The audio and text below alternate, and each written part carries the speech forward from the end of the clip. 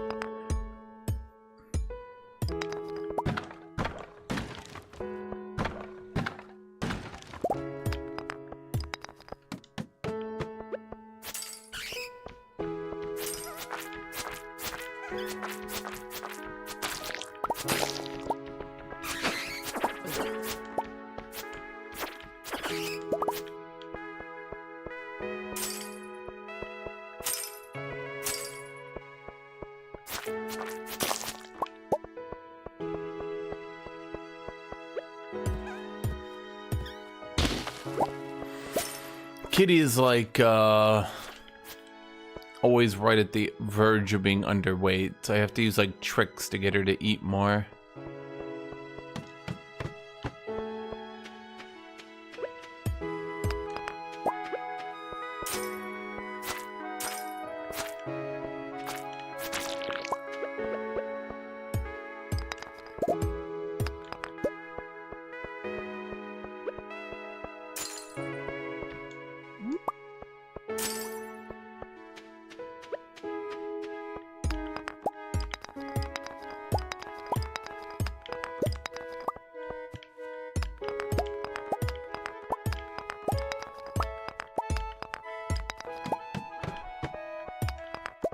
Russia ever recover from dictatorship? Yeah,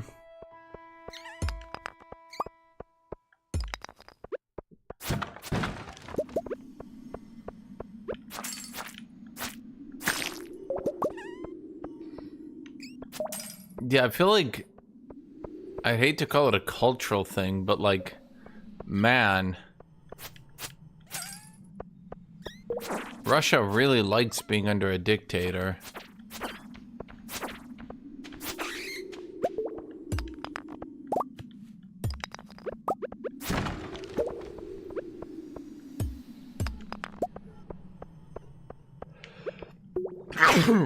Sorry.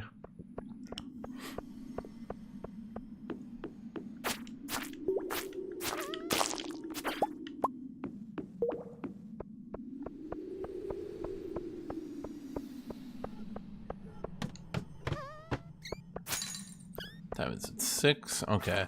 We just want to get some, Yep, there we go. We just want to get some, supplies here.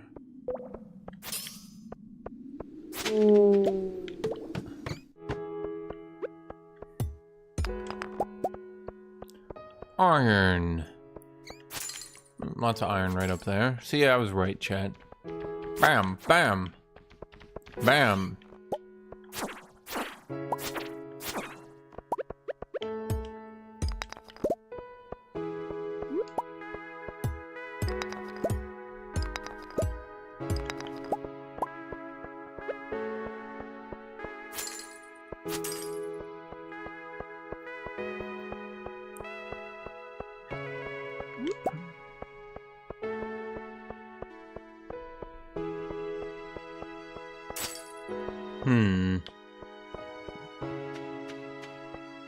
They crave the Tsar. Basically.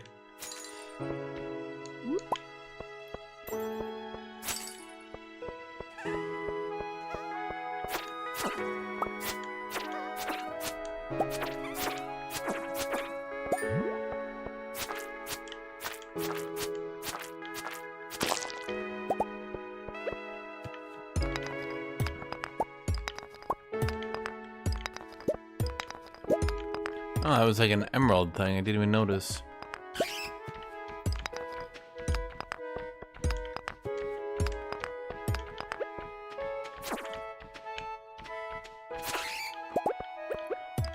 Where, oh, where are my stairs? And where are the stairs? Where, oh, where? Wouldn't that mean that the ladders in the mine were like under rocks all the time? How would the regular miners have used the mine then?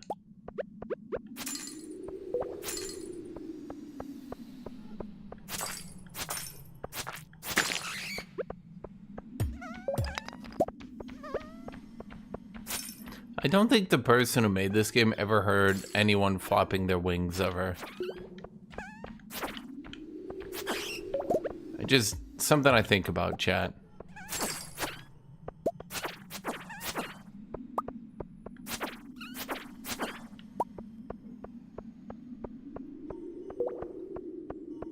There's coal and no, wait, there's no coal in that them there bag. It's a very whimsical mine.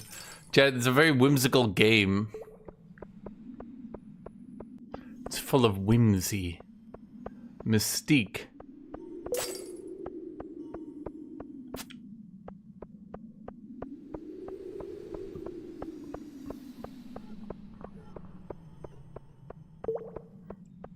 Stairs.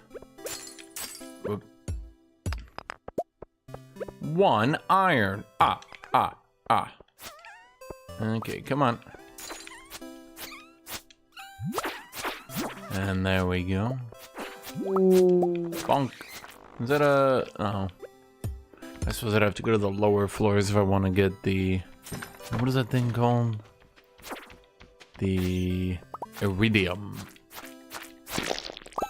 I gotta irradiate. Oh boy, okay, we're gonna have to get out of this mine soon. Here, let's grab this iron. And I just want to make one small pass through here.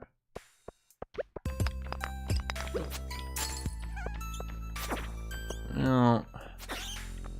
Okay, let's just bail out then.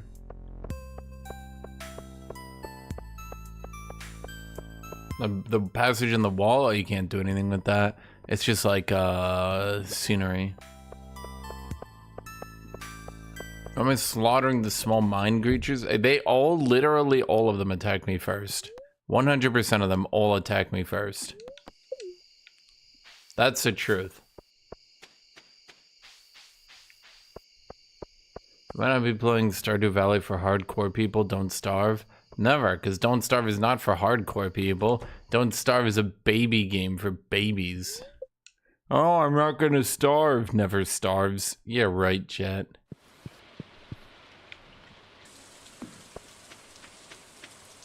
Okay, let's put the sprinkler in the, well, that area. Wait, what is that?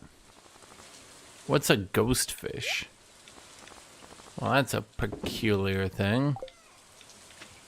Fear and hunger? What's fear and hunger?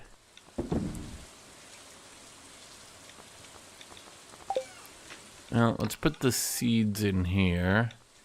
Broccoli seeds. What do I even do with those? Fear and Hunger is a girl game? I don't even... I've never even heard of it, chat. Okay, no, you're my forge. Why did I make the forge orange? Oh, because forge. Yeah, that makes sense to me now. Good joke past me.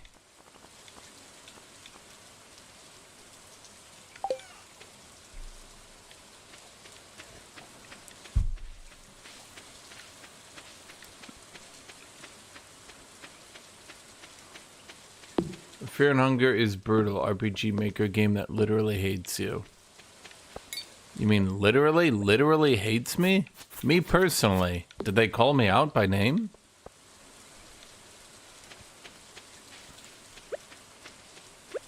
What the hell am I supposed to be doing with all my days, chat?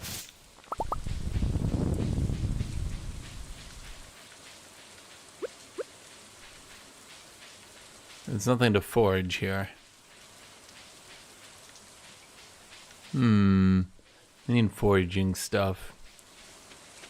I suppose not us, chat. It's not like you're playing. I need foraging stuff. What do I do with moss? Is there a reason I'm collecting it, or am I just being funny?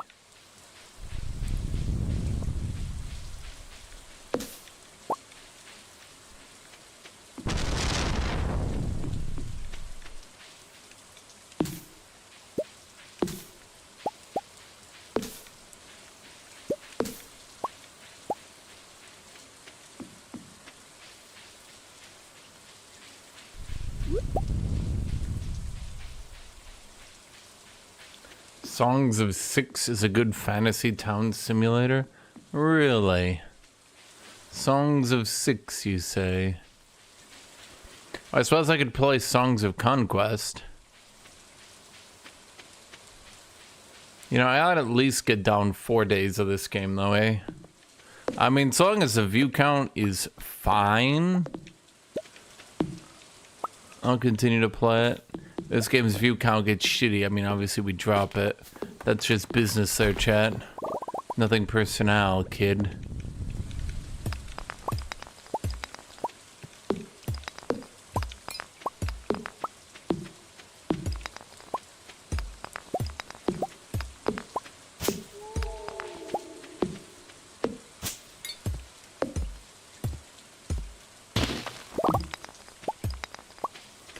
The new settlement builder from the devs of Don't Starve looks cool. Minds over magic. Mind over magic. Let me look that one up. So it came out last month. I haven't heard anything about it. I hate its art style. Actually, I don't mind the art style. I hate its layout. I hate that layout so much. God, I hate that layout so much. It's actually unbelievable how much I hate that layout. Why would they go with the XCOM 1? Oh no.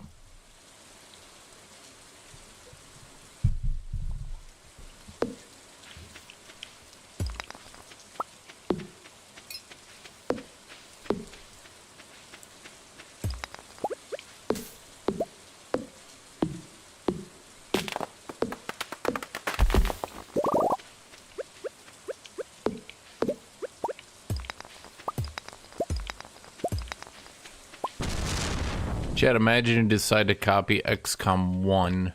It's 2025 and people are still playing XCOM 1.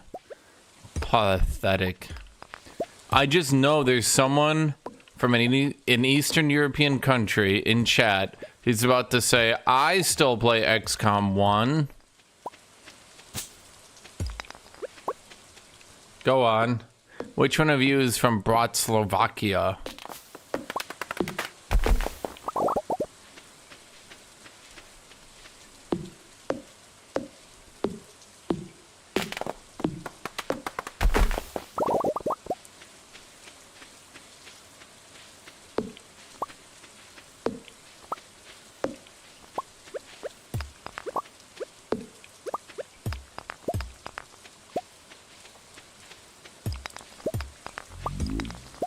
I swear to God,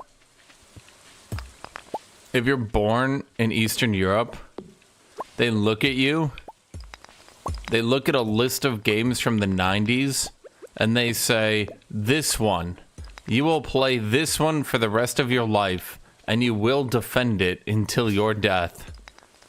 The list is just Heroes of Might and Magic 3, Fallout 1 or Fallout 2. You will fight other Fallout players to the death. The other one was massively inferior, of course.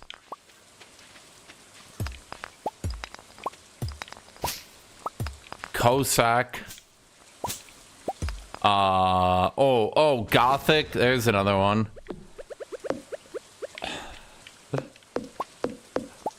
I know I like to play old games, but shut up. The Polish man in chat, hearing me call him out completely and accurately, being like, hey, stop that.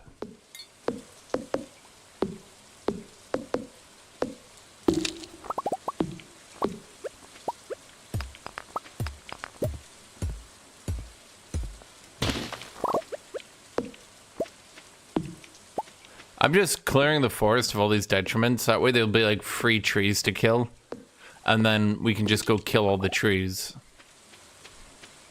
So we just got to get rid of all the logs and the stones.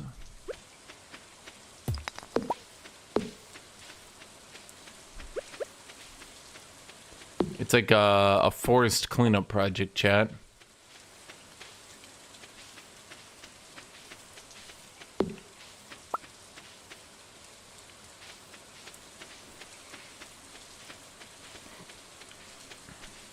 I didn't say XCOM 2, XCOM 1.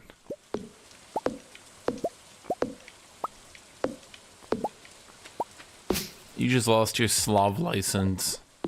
You think any good, God-fearing Slav would play XCOM, God help me, 2?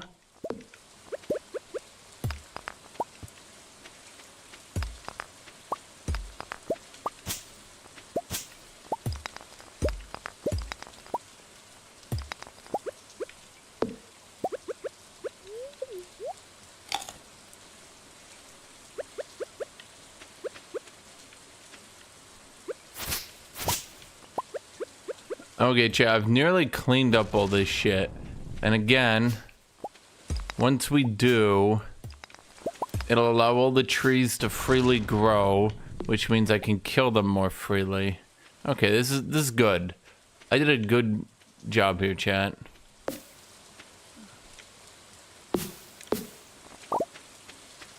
How do I keep getting stuck?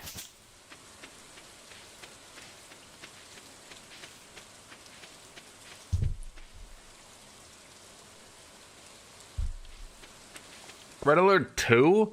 Isn't that a little modern for you? If I look up Red Alert 2, what's the first year? 2000? It was released in 2000. That's not 19. That's 2000. That's a 20.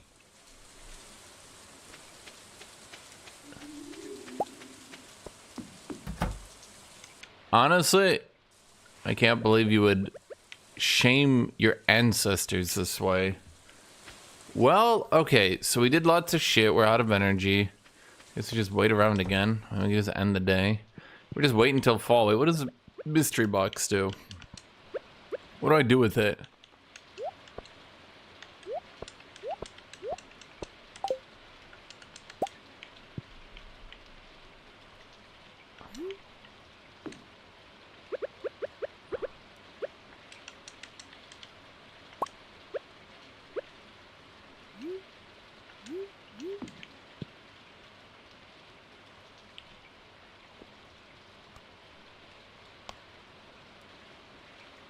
Okay, so you prefer Fallout 2 instead of Fallout 1. Okay. Then how do you feel? Here, chat, here's what we're gonna do. We're gonna ask very fast player questions that'll prove just how Slavic he is, okay? We're gonna ask really abnormally obscure things. How do you feel about Arcanum?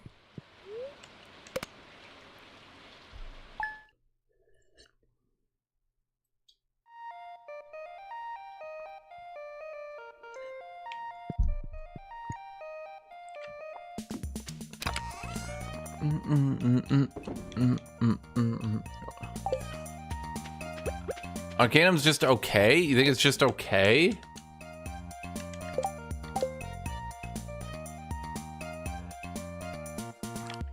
What do I do with this stupid box? Okay, so wait, which do you prefer then? Baldur's Gate 1, Baldur's Gate 2, or Arcanum? Follow-up question. Do you go with technology or magic in Arcanum? Which is your best favorite build? When's the last time you've played it? Read the tooltip. A blacksmith. Oh, okay, fair enough.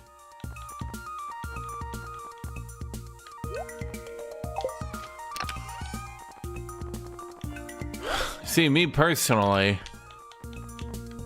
I haven't played it.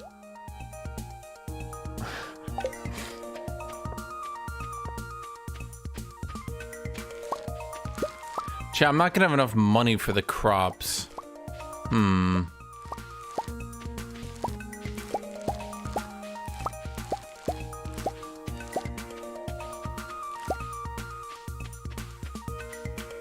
Okay, so wait, you've played Fallout? Name 3 non-translated, obscure Russian mods for Fallout that you've played this month.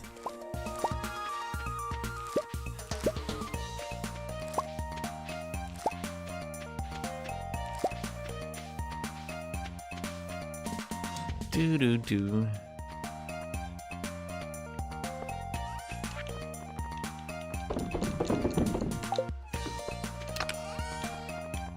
Did you ever play Fallout Online? And no, I don't mean 76.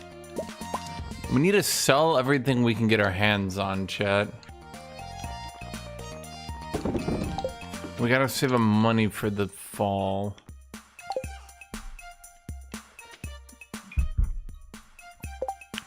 You don't play Fallout 2 mods? I don't even know how you call yourself a gamer then.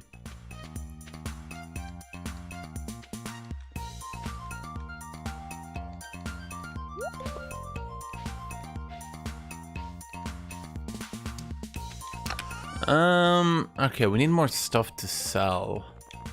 I was trying to do foraging. I could do fishing, I guess.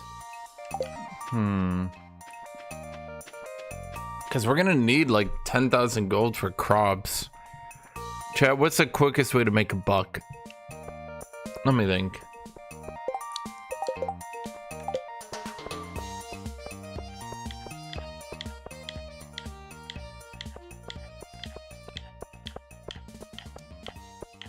Where's the best place to fish?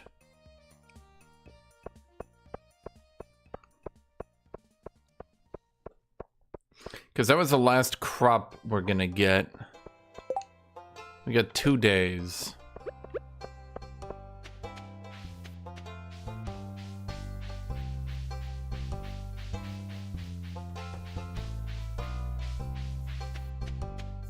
You have Olympus 2207 for Fallout 2 at the moment?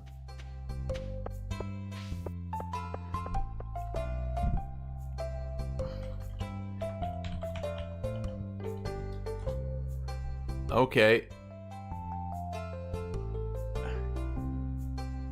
Olympus 2207. Let's all go learn about that.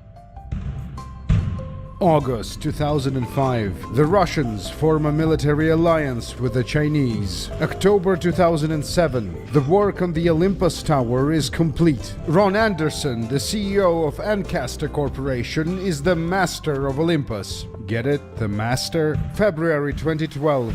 A large-scale Sino-Russian military exercises signal a troubling development. April 2012. Ancaster presents the ultimate weapon in a fight against the communist menace. The Defender power armor is the fist of democracy. April 2012. War. Every real American must take arms in the defense of the world from the communist threat. I need wood.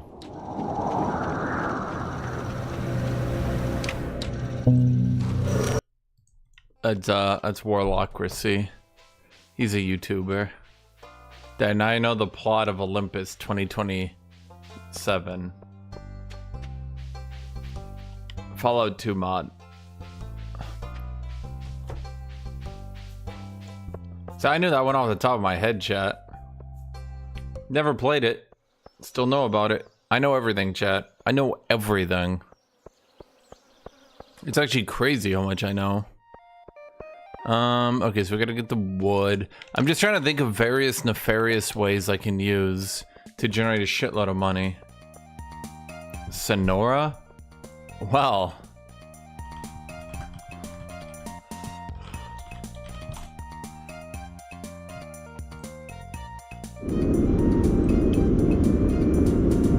I can also learn the plot to that one. Wait.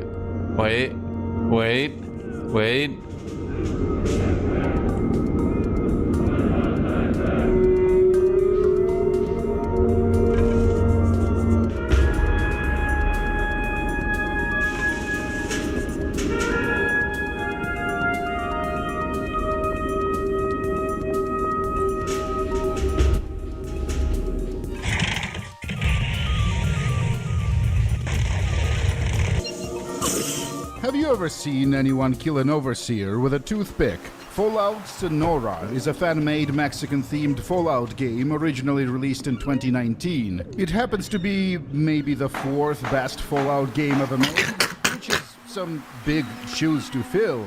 So, how come you haven't heard about this game before? Well, that's because of the language barrier primarily. Another reason is that the classic Fallout games just don't have as big of an audience as the mainstream first-person titles. Sonora rather faithfully imitates the style and gameplay of Fallout 1, deviating from the old game in one important way, and that is its story structure. The first half of Sonora is a detective investigation, kind of like in Arcanum, while in the second half it becomes a political Oh my god. like in New Vegas. Several Okay. factions, some completely new, others very familiar, will challenge each other for dominance in Arizona. This video is long and detailed, but there will be a courtesy warning before we get to the endgame spoilers, if you are worried about that sort of thing. Let's begin.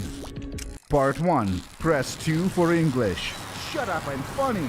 Don't get intimidated by the character creation screen, it's a lot less complex than it looks. Our name is Raphael. We are a traveling doctor, roaming the wasteland curing the sick. But we also know how to use a rifle and a knife if it comes to that. We are agile, intelligent... Jesus, how? How can you even do that? Our stats are basically average. It's impossible. Finally, I picked the Spanish literacy trait. The game mostly takes place in the former United States, but there is also a little bit of post-apocalyptic Mexico for us to explore. The knowledge of Spanish might come in handy. It's 2167. The Master died 6 years ago. NCR doesn't exist yet. Neither does Arroyo. The tribal won't embark on his adventure. Bro, for what the another fuck? 74 years. See, Chad, these are Fallout 2 mods. Welcome to the Villa, an isolated farming community, our home. The design document describes the villa as shady sands with a Spanish accent. But where is everyone? The woman with the smoking... How? It just instantly teleports out every time. How is that possible? What is this, like the super mega ultra hard fishing location? Is this like fishing location plus? Am I working on like giga hard mode? What is happening here?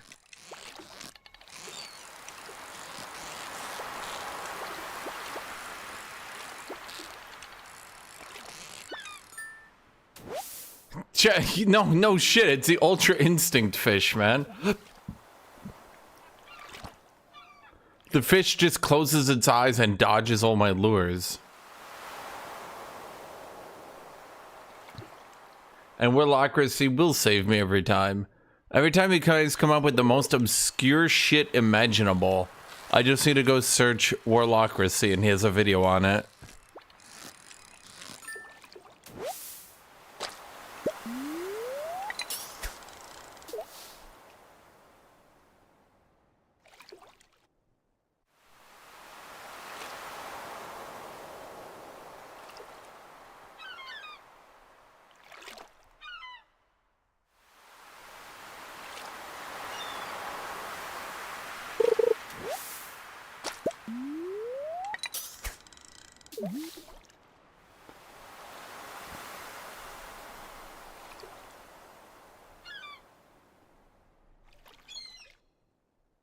What brand toothpaste do I use? I have no idea. The toothpastey kind that dispenses paste from some sort of tube. Why don't they call it tubes paste? I think that would make more sense. Tubes paste.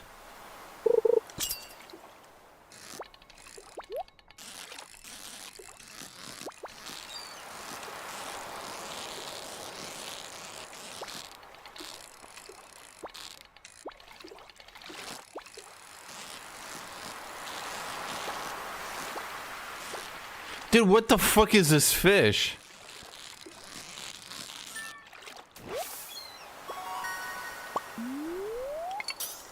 I'm getting memed on by fish, man.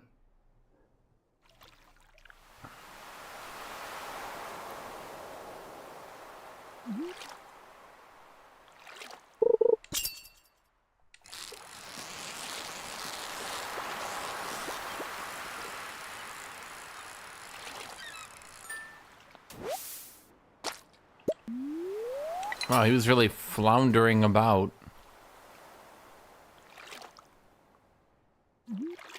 Mm-hmm. Yep.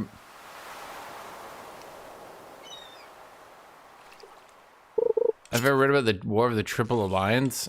I mean, about as much as needs to be. It's not really that interesting. One country was like, hey,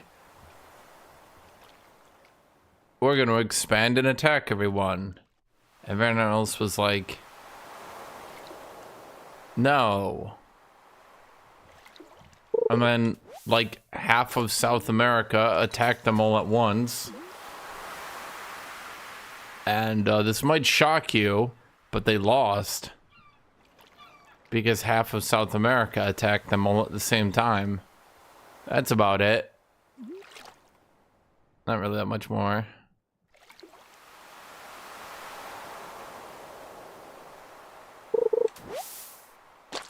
Yay, sea jelly.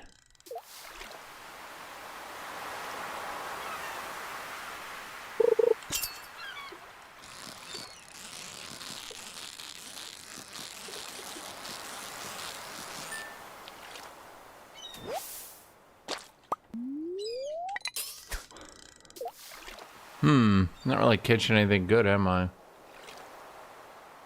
No, sir. No, sir.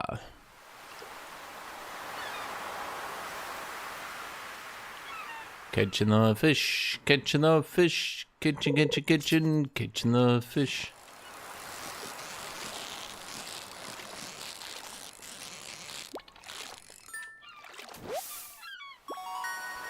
A big ass tuna.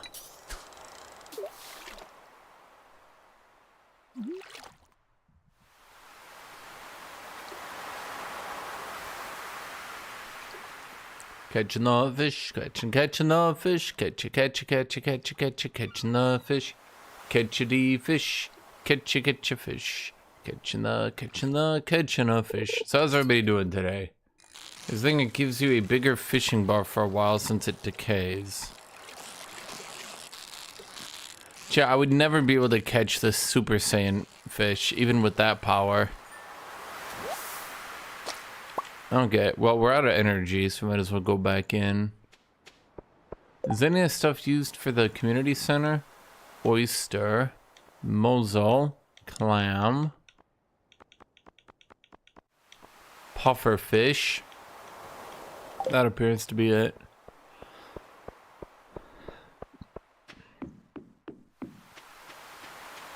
Is he still gonna be up and buying fishing shit from me? You better buy it, you bitch. Hey! Hey! Open the oh, I'm gonna kick his ass. What's even in here? It's locked. Okay. Can I break in? Oh wait, wasn't there a thing? There was like a sewer and it was locked. How do I get in there?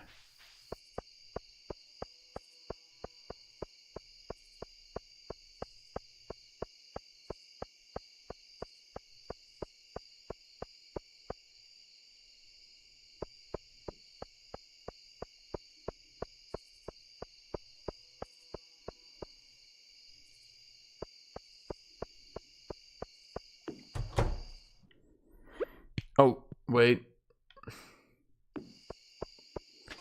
Okay, let's toss you in here, you in here, you in here, you in here. Not you, you.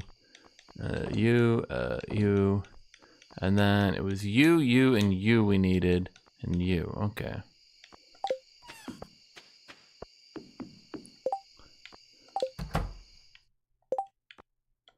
Well, that's good.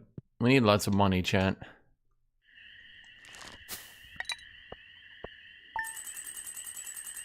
Okay, that's a good amount.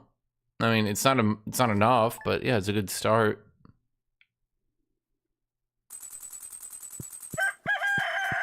$7K.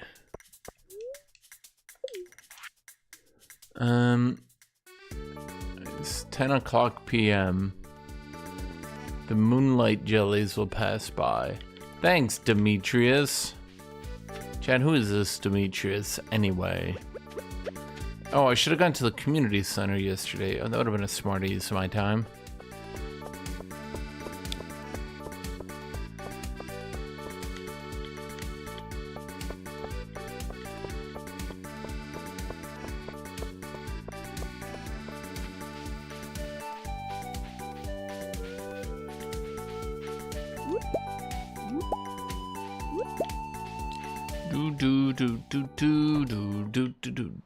Does anyone even acknowledge that I'm like fixing up the community center this whole last time?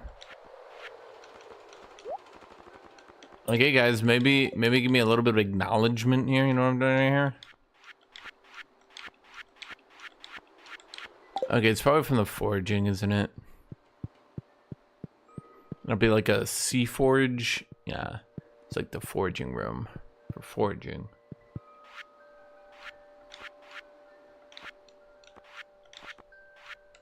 Or not. It'll be like the cooking room for cooking. Actually, that doesn't make any sense. Yeah, who thought that, chat?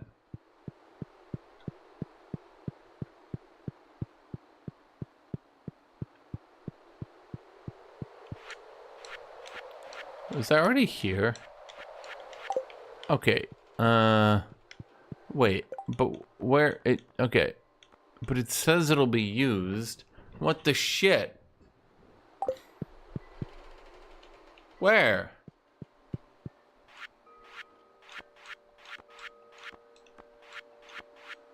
Ah.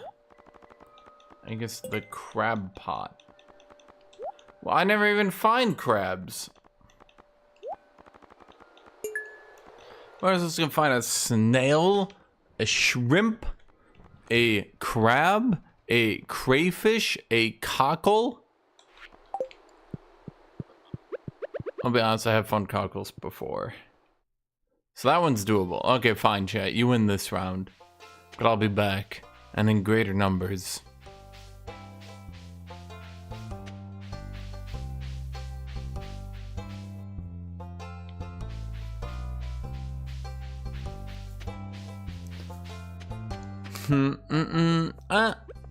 Okay, I think that was the best spot to go fishing. Realistically, I think I just go fishing there again, right? Well, actually, let's check the board. Maybe someone wants to give me money. Nothing is posted today. Okay, how about... Oh, that's right. George wants a hot pepper.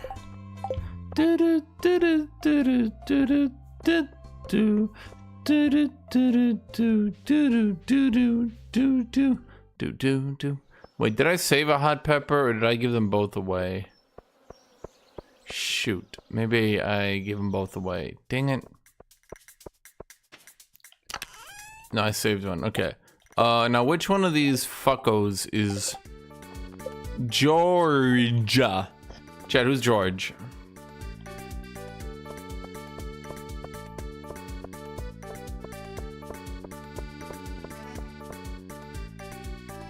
The old grumpy guy? Oh, I know exactly where he is.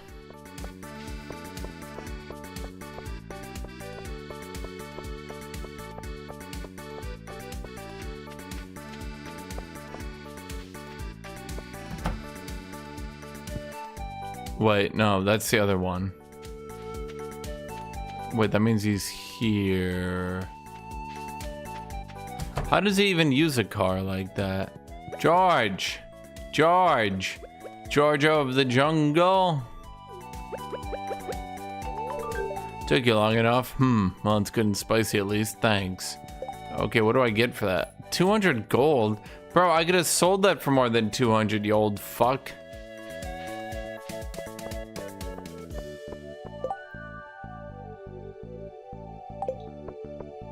Well, we might as well fish the day away then.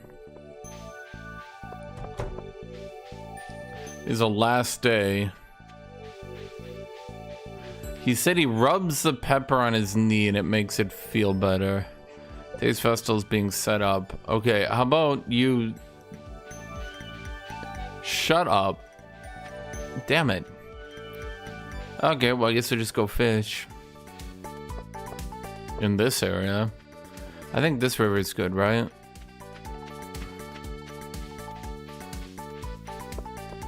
Wait, who's here? Only Leia's friends can enter uninvited. Okay, am I not a friend? What the fuck?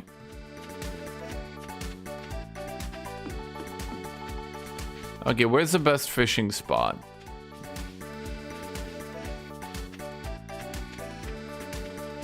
Oh, I know where to go fish. Oh, it's so obvious to me. We'll fish in the sewer runoff area, chat.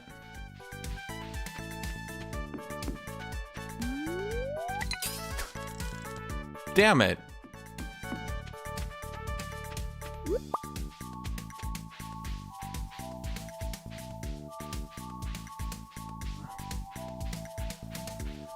Okay, what about right here?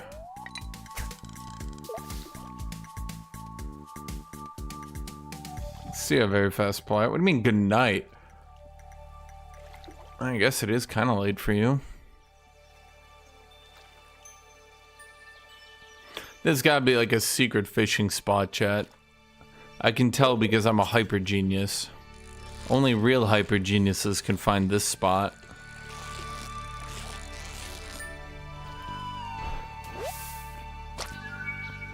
Okay.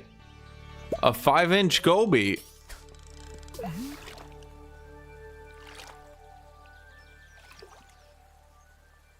So that's pretty good, I would say. Oh my god, he's too good. Oh my god, how does he just jump right out?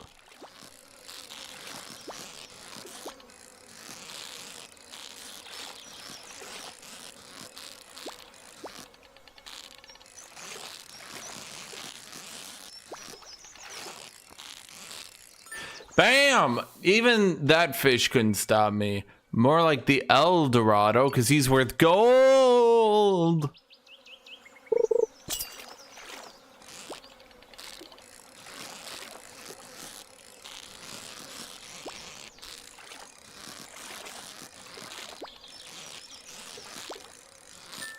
Bam!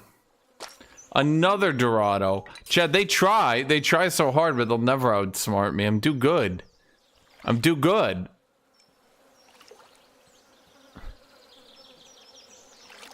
Why is the water clearly moving up, but there's a waterfall pushing it south? That doesn't make any sense.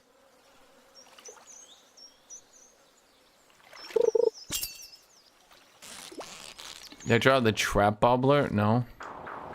Motherfucker, that fish was impossible. There's literally not a human alive who could have fished that fish. I wish I could have made a dish with that fish.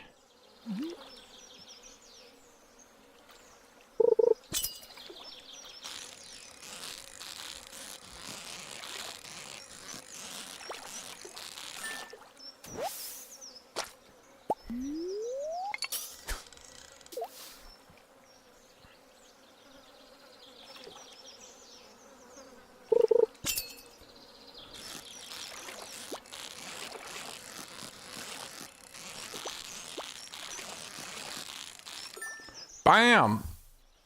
Another sunfish. They should call it the fun fish. Because fun. And a fish. Well, how do you get the trap bobbler then? Tell me where to acquire it, and then I shall go seek it. To get. Where is Kitty at?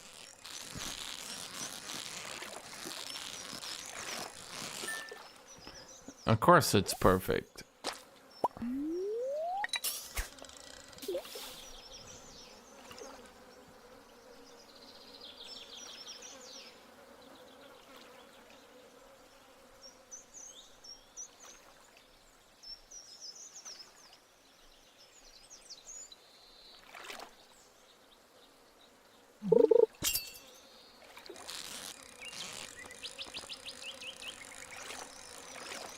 Uh-huh. Quite a strategy from that fish.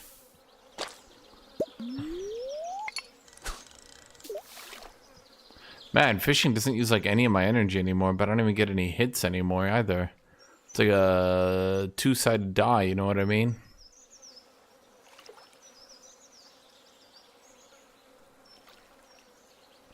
Nice butterfly. Good music. Thematic.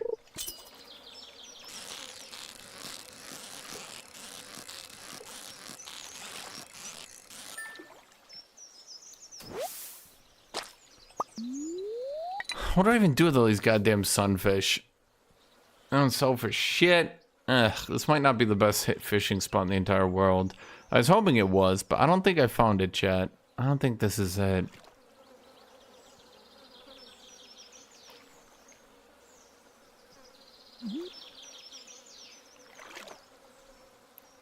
Of course I'm not using bait, chat. I am the bait. They try to fight me, but I always win. Chat, what's a YouTube video to listen to? I got nothing to listen to. There's no music or anything happening here.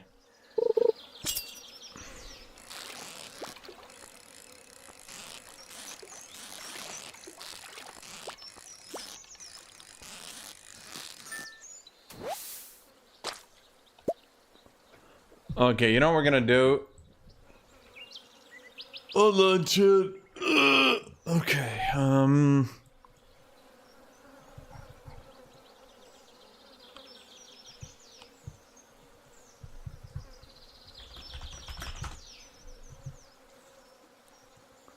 I have an idea. Give me 1 second.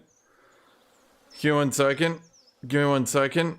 Give me 1 second. Give me 1 second. Give me one second. Yeah, give me 1 second. Yeah.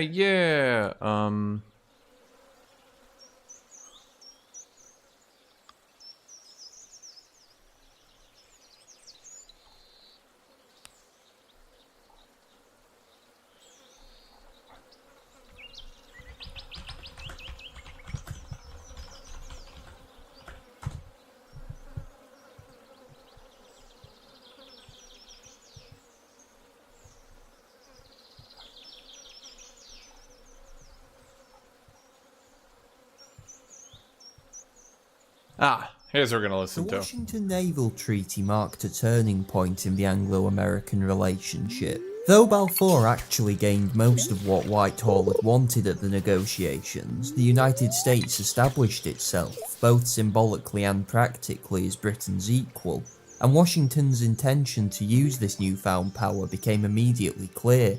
During the treaty negotiations, America had lobbied for an end to the Anglo-Japanese alliance in the Pacific. For 20 years, this had provided overstretched British naval resources immense relief in the Far East. Now, the possibility arose of negotiations stalling, and a naval race with the US that Britain could ill afford if the alliance was not jettisoned. The cabinet was divided. Curzon and the imperialist wing viewed Washington as unreliable and unlikely to offer much in the way of compensation. Pro-American figures like Churchill, however, believed satiating the US was worth the potential trouble of an unbound Japan, a completely correct assessment with absolutely no problems 20 years down the line. When a British statesman voiced reservations about dropping the alliance to the incoming Secretary of State, Hughes, his response was a masterclass in diplomatic subtlety. "You would not be here to speak for Britain," Hughes ranted. "You would not be here speaking anywhere. England would not be able to speak at all. It is the Kaiser who would be heard if America, seeking nothing for herself but to save England, had not plunged into the war and won it. And you speak of obligations." A bream? What's a bream? British politicians grumbled, but it was decided avoiding the ire of Hughes, let alone that of the whole United States, was preferable to Japanese friendship. On the whole, however, Washington did not as yet seek to challenge the British Empire. Isolation is really a misnomer for American policy in the interwar era, but it is true London was left in relative peace to police its imperium without interference. On the other hand, the refusal to join the League of Nations did not mean the United States gave up its influential presence in world affairs. The main issue in Anglo-American, indeed European-American relations in the 1920s, Another was the problem brain. of reparations, Instantly. debt repayments. European nations were burdened with exorbitant post-war bills, most of them owed to the United States. The Republican administrations of the 1920s were generally sympathetic to the predicament of the US's wartime co-belligerents, but their hands were to an extent tied. Outright debt cancellation, like the French agitated for, would shift the burden onto American taxpayers and spark domestic revolt. Even so, settlements could be generous. Mussolini's Italy was given an agreement which forgave 75% of its debt to the US, and before the French refused it as an insult, a similar offer was made to Paris. But these solutions had the impact of seriously annoying British statesmen, who had been given nothing like so generous terms, and were still devoting most of their country's income to repayments. British attrition in the war, particularly in the financial arena, was far less obvious than the systematic destruction of northern France by the Germans, thus it was harder to elicit sympathy from Washington. And besides, few American politicians seriously wanted Britain to so easily wriggle off the hook and reassert any form of economic dominance. Even more annoying for Britain and France was the regular US badgering about lowering German reparations.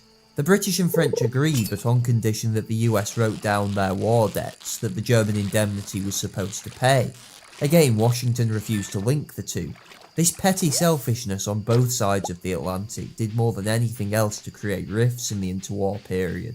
The relationship was not helped by the fundamental uncertainties. The lake near Robin's house? Prior to 1914, the global financial system had centred on the City of London, but the consequences of the war for Britain, ranging from the liquidation of its overseas assets to its abandonment of the gold standard and its exorbitant debt, meant in whose image global trade was to be reconstructed was uncertain. Both sides of the Atlantic naturally wanted the system to play to their inherent advantages. The US, with enormous gold reserves, trade surpluses and political debt receipts, wanted a market-regulated gold standard to truly maximise American economic advantages. In contrast, Britain, with relatively meagre gold reserves, a problem trade and high debt, wanted an internationally regulated gold exchange standard, with separate currency areas for the dollar and pound. These two systems effectively coexisted unhappily for the first part of the 1920s, before the Dominions, South Africa in particular, accepted American suggestions to return to gold without Britain if necessary. This meant London faced the prospect of restricting. Which game are you talking about, Hildrick? You're complaining about a single-player RTS? Which one?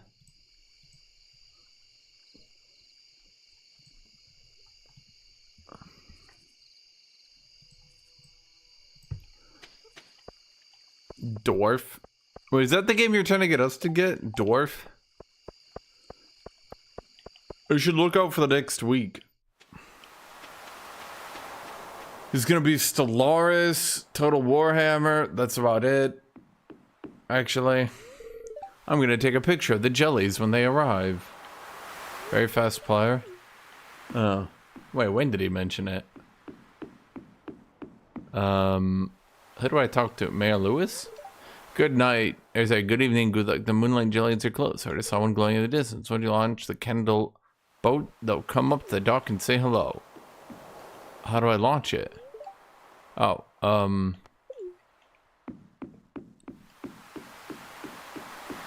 are you dead next week, Hildrick?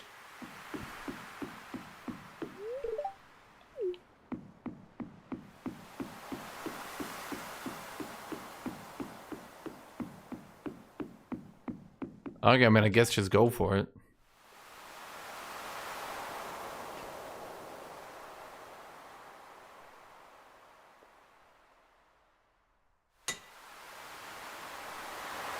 You're into a dorm room with Wi-Fi internet. Now, how does that... That doesn't seem good. Oh, wow. Jellies. Only the two, though. We can only afford 2. Oh, there's 3, 4, 5, 6 jellies. 7 jellies. That's all we can afford. 8 jellies. That's the most we can get, chat. More than 8, it'll financially bankrupt us. 11, well, now we're financially bankrupted. 12, 13, 14. Chat, we're just 15 we're in debt. 17 jellies? 20 different jellies? Chat, we're literally gonna die. This is it, chat. What did launching the boat do again?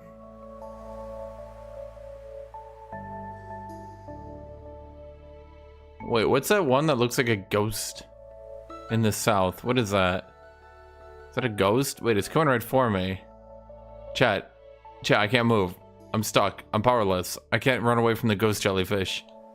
It's gonna take my soul.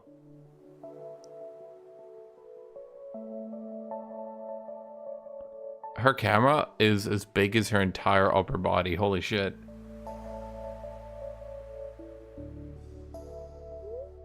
The glow of summer has faded now, and the moonlight jellies carry on towards the great unknown. Alright, chat. Where were we? So, the US is forgiving debt for the World War I that happened. Okay? The French have refused the debt because... Why did the French refuse the debt forgiveness? Because they're really dumb. The Italians took it. The British aren't being offered it. The Americans are giving loans to the Germans so the Germans can make their repayments to the French. Now what happens? Restricted trade within its own empire, and thus the Chancellor, Churchill, took the decision to revert to the gold standard in 1925. But with free trade in a pound overvalued by about 10%, British exports suffered dreadfully in the consequent period of deflation. Financial competition thus remained a sticking point throughout the interwar period. The US continued its policy of high tariff walls, allowing her industries to build up economies of scale. Britain, contrastingly, voted against any implementation of tariffs, and so continued the economic self-flagellation that had been the cornerstone of the country's policy since the 1840s. Armaments was another issue that plagued Anglo-American relations. Coolidge called the first of several ill-fated disarmament conferences in 1927 between Britain, the US and Japan. It quickly became a farce and descended into petty squabbling over cruiser strength. For the British, it in their mind showed how dangerous placing any reliance on the US would be. American policy was solely about getting a good election cry for Coolidge by saying they had not only made a further peace move, but also twisted the British lion's tail by making him reduce his cruiser strength, muttered Bridgman, who also thought US delegates were not only very conceited, but often very stupid. Unsurprisingly then, the Americans were of the opinion Britain seemed to have lost none of its old imperial arrogance. It would, however, be wrong to over-exaggerate disagreements in this period. Although both nations famously had war plans drawn up in case of a conflict with one another, never did tensions rise to the level of the mid-19th century, and by the late 1920s, issues surrounding reparations and debt repayments seemed to have finally disappeared from the diplomatic conversation as American loans to Germany allowed Berlin to pay the reparations with which Britain and France could repay Washington. But suspicions remained on both sides. Hankey's exasperated protests sum up the British view succinctly. Time and time again we have been told that if we made this concession or that concession, we should secure goodwill in America. We have given up the Anglo-Japanese alliance, we agree to pay our debts, and we have again and again made concessions on this ground. I believe we are less popular and more abused in America than ever before because they think us weak. US statesmen, on the other hand, were befuddled by the British belief that they were owed something for a war many Americans increasingly saw as a mistake, summed up in Coolidge's exasperated cry of, "They hired the money, didn't they?" In 1929, Wall Street plunged and the world economy sank into depression. Hoover reacted with the rightly condemned Smoot-Hawley tariff, excessive even by American standards. With Europe reeling, in 1931 he announced a one-year moratorium on debt repayment, mainly in a bid to save American loans to Germany. But in long-suffering France, the depression and cancellation of German reparations in 1932, on the false impression their debts would follow, proved to be the final straw, and Paris announced a suspension of debt repayments to Britain and America until international circumstances were more favourable. This caused a serious crisis in London. The US still refused to contemplate even a debt write-down, let alone forgiveness, and Hoover forced Britain to renew their payments in full in 1932. Hopes that the incoming President, Roosevelt, would be more flexible were immediately dashed. He demanded at least what he called token repayments, until even this small mercy was crushed by Congress's passing of the Johnson Act, which prohibited loans to foreign governments behind on instalments. Britain now faced an upcoming payment of $262 million in June 1934, without either French or Russian support, whilst even German reparations had dried up. This, coupled with the ascendancy of Hitler in Berlin, raising the spectre of costly rearmament, finally proved too much. Britain announced it would suspend further payments. The limbo this debt was left in remains its status today. Washington has not forgiven it, but neither does it actively seek repayment, as doing so would probably ruin the increasingly impoverished modern British economy. Oh fuck, don't tell anyone. Nicholas perhaps best summed Don't up tell this Trump, whole he'll actually try. It is impossible to follow the course of the so-called war debt controversy without a feeling of disgust and irritation at the stupidity, insensitivity and small-mindedness by almost all participants. In the aftermath of this sorry episode, however, there was a very rare outbreak of economic competence in London under the careful stewardship of Neville Chamberlain. Having been forced from the gold standard in 1931, Britain finally implemented a very moderate form of imperial preference the next year, at long last offering British manufacturers some protection from American industries. Combined with the policy of a balanced budget, Britain's recovery from the Depression was quicker than Washington's. However, the abandonment of wartime debt, the implementation of tariffs, and the competitive devaluations London undertook throughout the decade all combined to infuriate America. It meant as the dictators gained strength throughout the 1930s, the rift between Britain and the United States, who together could have contained any threat, was too wide for joint action. Neither power was moved to act over the Japanese invasion of Manchuria. Back in Europe, as Germany once again emerged as a threat to European peace, there was little hope in London that the United States would be of much help. It was always best and safest to count on nothing from the Americans except eggplant, words, pumpkin. Oh, pumpkins only go once, right? Their estimation of the United States was barely describable. Are we thinking pumpkins? I'm thinking caution in the lead up to the war was his acceptance that Britain would not be able to cranberries, huh? This time. As a conflict became more likely, Congress passed the Johnson Neutrality. We're gonna need way more cranberries. The sale of war material to belligerents and blocked the ability of those states that had defaulted on their great war debts to borrow. If Britain and France then ended up in a long war with Germany, which they could well do if they went into the conflict unprepared, their ability to finance the campaign would be severely restricted. As the true barbarism of the America helping out the Germans with events such as Kristallnacht and the occupation of Prague, US opinion began to shift.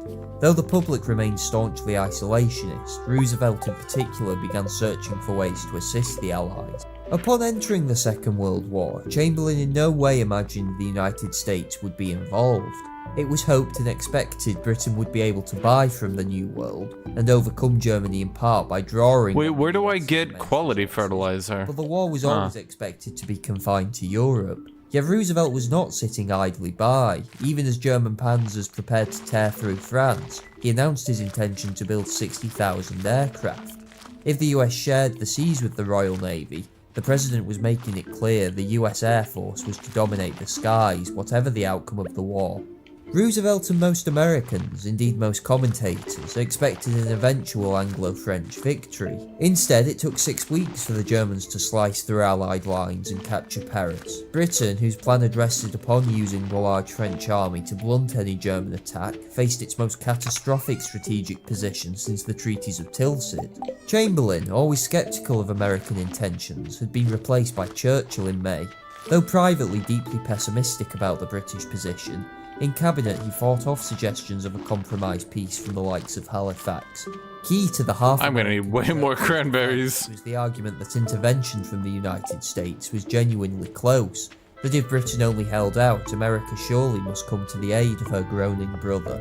Whether this was naivety, delusion, or absurd optimism, it was nonetheless a useful argument that helped Churchill overcome, if not convince, his doubters in the moment of crisis. The British Empire would continue the war, but it was apparent that aid was seriously needed. Yet for the time being, that aid was scarce. The Neutrality Acts tied Roosevelt's hands a great deal.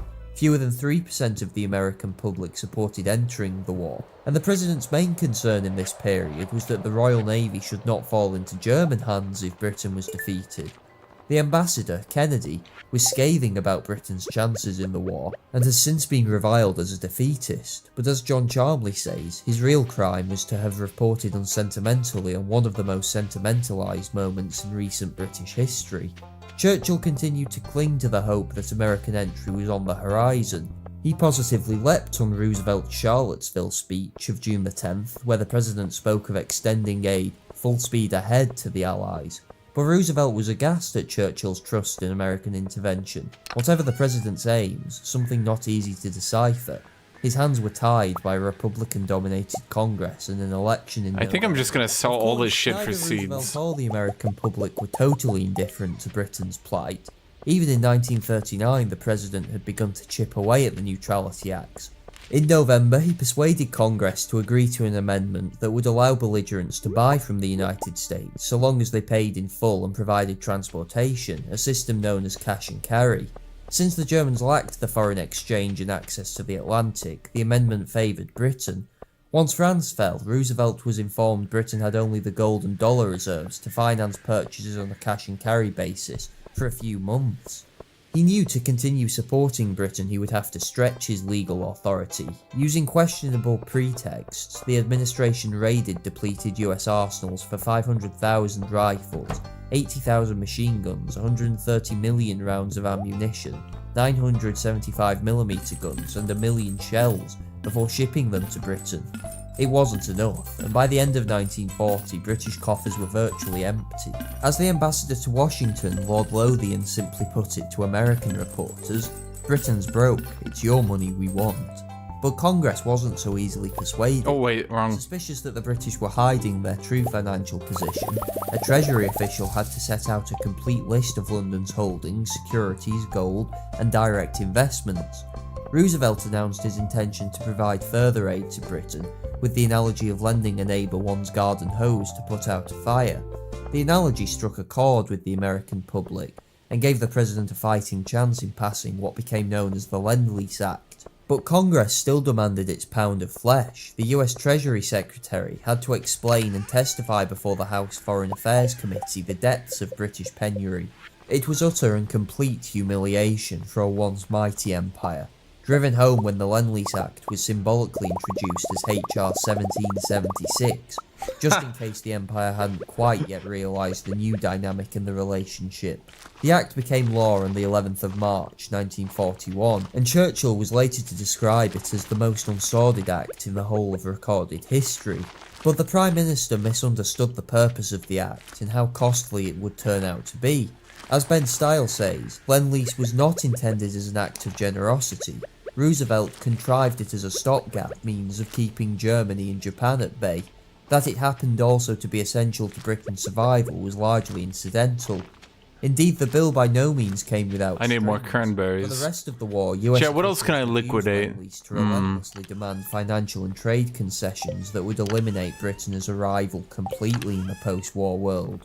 And Dang. in spite of all this, American intervention still seemed unlikely. As 1941 continued, Churchill's promises of US aid from a year earlier seemed to ring more hollow by the day.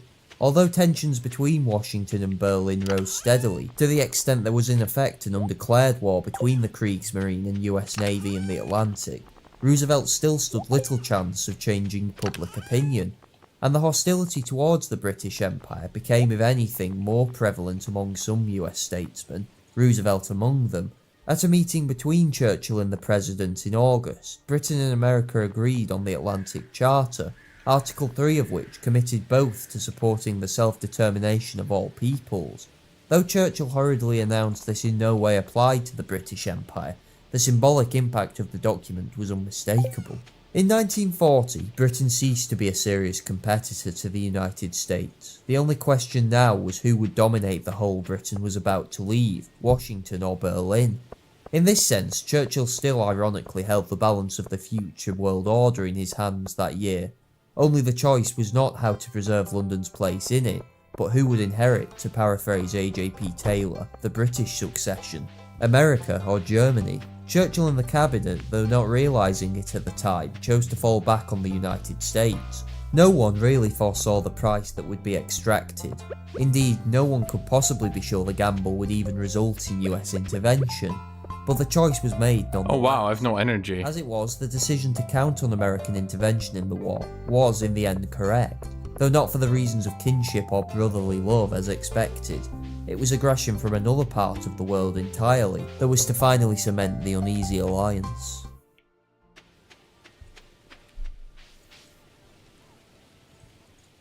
You guys like it? You like the video? Did you learn something, chat?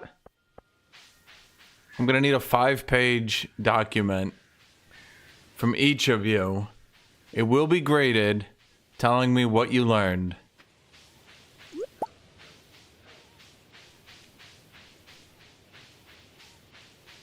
I'm trying to do some foraging here, because I kind of sold all my stock. We also need way more money.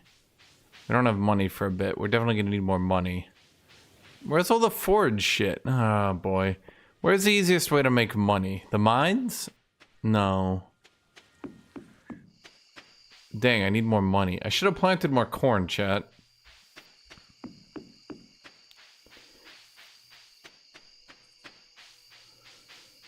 I thought there was like way more shit to harvest.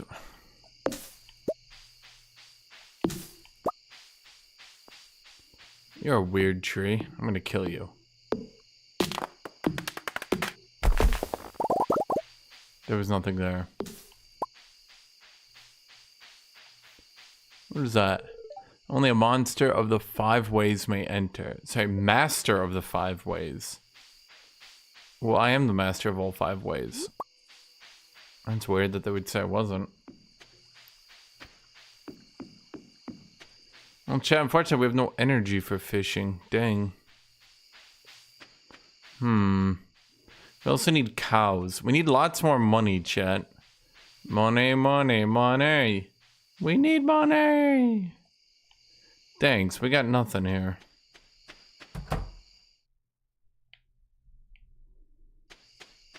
We don't have cows. We have nothing. Nothing!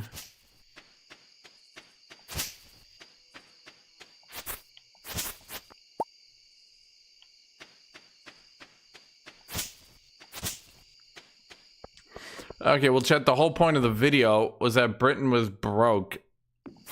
And they weren't really making any money off all their colonies anyway. And America was trying to dismantle their empire, but Britain was still being Britain and refused to admit that they weren't that strong. So America kept fucking them over harder and harder until finally World War II happened. And Britain seriously looked like they were about to get invaded and destroyed by Germany. And it was only then that America went, "Hey, you good? I don't think you're good anymore. Hey, bro. Bro?"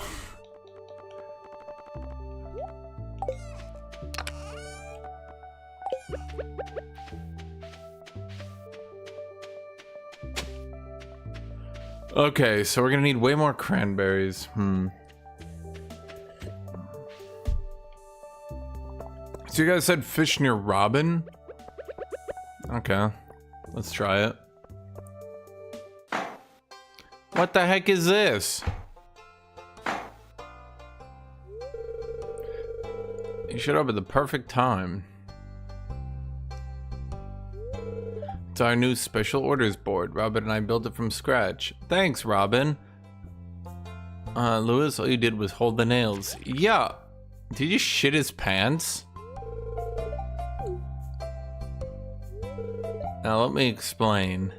You see, with Potato Farm back in business, the local economy has been really picking up. As a result, some of the local townsfolk have been asking me for a way to source local ingredients. Oh, right, this thing. Yeah, special orders. People ask for a special order. They want to hardwood for a bed. Okay.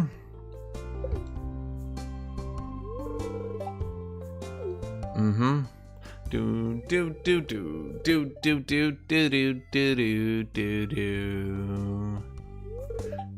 do do do do do. How many games I have? Oh, him. He's probably got like 3 hours. Me, 92 trillion thousand gorillion hours. Oh, wait, I don't need to go down here. What am I doing? What do I do with moss, chat? Do I just throw it at people and I just go, "You got slimed"?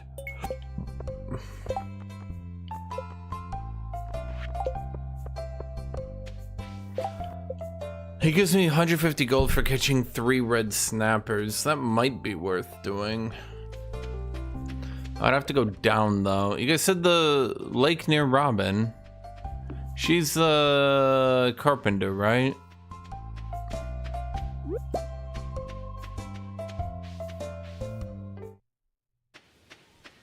Isn't this Robin? Wait, am I crazy?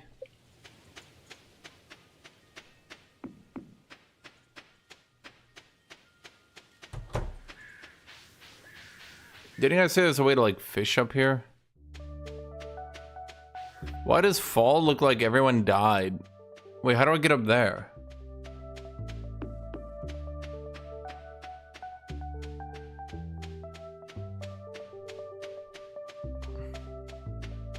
Why is everything in this town so shitty and broken down? Chad, there's no fishing up here. This fishing sucks.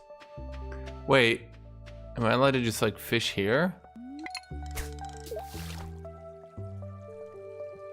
Huh.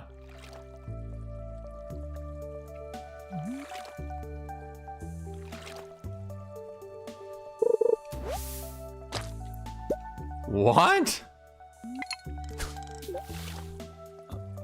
Huh. How did I get a painting? What the fuck? Okay.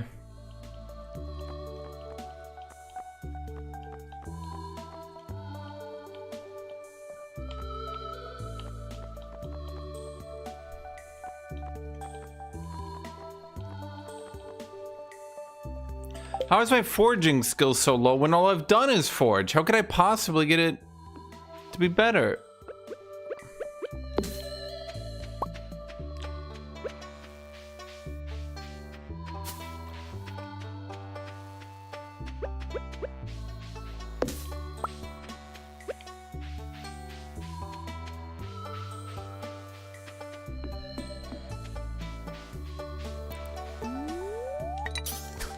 You know what it's time for, chat. That's right.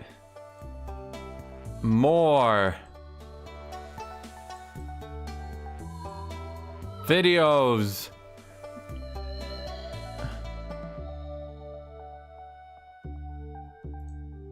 Why did Germany and Austria actually go to war in 1914? The response that every schoolboy can give, of course, is the assassination of Franz Ferdinand in June, and Austria's subsequent ultimatum to Serbia, whom they accused of having sponsored the butchery.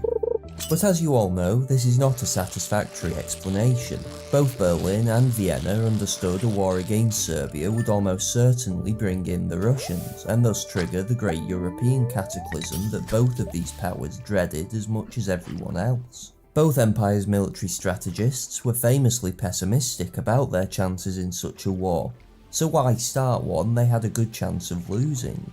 I want to propose that one solution is to look at the grand strategic chessboard in 1914, where the Germans and Austrians thought it would go in the near future, and why this, finally, made them willing to risk a European conflict. Europe since 1894 had been divided into two competing alliance systems, France and Russia on one hand, Germany, Austria and Italy on the other. Britain had held aloof before tentatively joining the Paris-Petersburg bloc in 1904.